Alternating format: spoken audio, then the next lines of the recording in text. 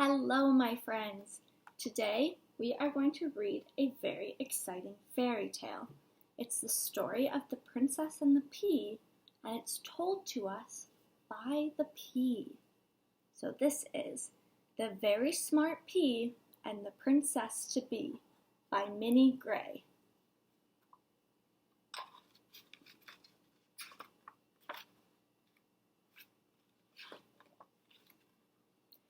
Many years ago, I was born in the palace garden among rows of carrots and beets and cabbages.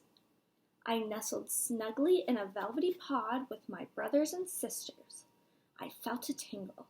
I knew that somehow I would be important.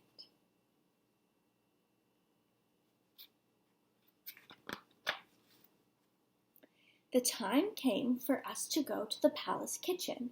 We were shelled and put in a bowl. We were going to be part of a new recipe. Then suddenly, I was picked from the pile. I was put in a little box with soft tissue to protect me from bruising, and I was taken by the Queen.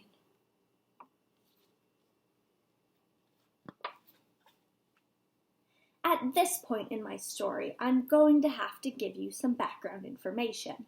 Let's start with the Queen. A year earlier, before I even started to grow on my pea plant, the Queen had been nagging her son. "You are nearly 34 years old, Prince," she said. "It really is high time you married. The public expects it. Your kingdom demands it. And if you are not married within 1 year, I shall stop your allowance."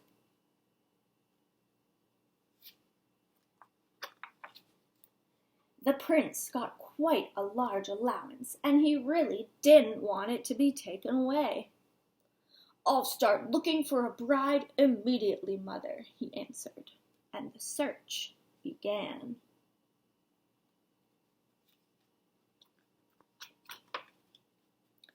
The prince traveled the known world. He met princesses of all shapes and sizes, with a wide range of hobbies and interests. But none of them seemed like a real princess. Somehow, they were not right for him. Too loud, too quiet, too energetic, too scruffy, too tidy, too funny, too grumpy, too pink, too scary, too sleepy. Strange pets. After a year's search, the prince returned home, feeling glum. "That's enough!" shouted the Queen. She stormed off to the palace kitchen. She came back with me, in my little box. "Now," said the Queen, "listen carefully. This is something only queens know. A real princess will be able to feel this little pea as she sleeps, even if she is sleeping on top of 20 mattresses and feather beds. And you are going to marry the first girl who can feel this pea."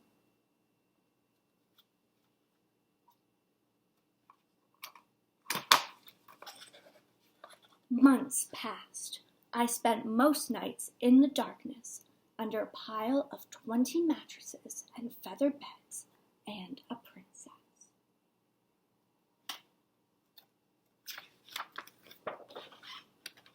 In the morning, the Queen would ask, "And how did you sleep, my dear?"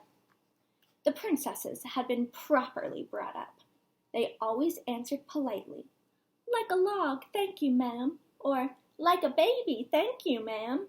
And they all said, "What a comfortable bed."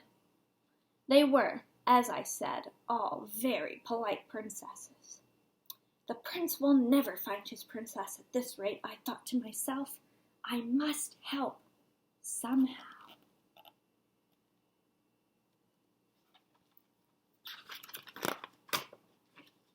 One night, a furious storm raged.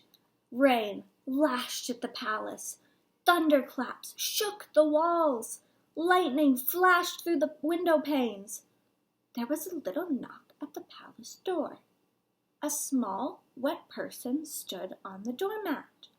"Could this be the real princess?" gasped the queen. Before she could even say a word, the small wet person was put to bed on top of the 20 mattresses and feather beds, with me, of course, underneath. In the darkness, under the mattresses, I recognized the soft snoring. It was my gardener. I must help, I thought. I tried jiggling and wriggling. The snoring continued quietly. I must do something, I thought. I inched my way to the edge, and then I started to climb. Slowly, I struggled to the top of the towering pile. I softly rolled across the pillow, right to the girl's ear.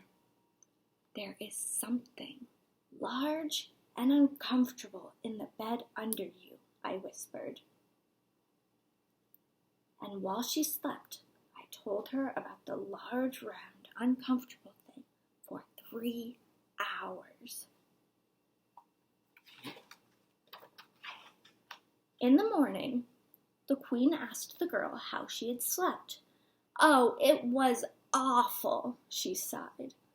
"Something large and round and uncomfortable was bothering me all night."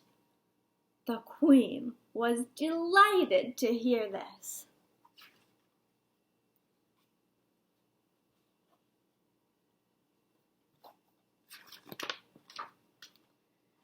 The wedding was lovely.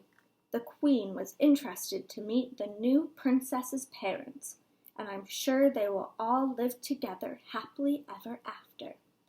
And as for me, I became a very important artifact, and I now have my own glass case.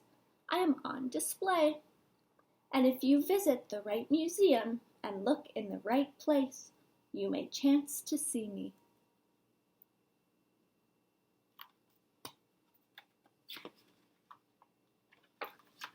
The end.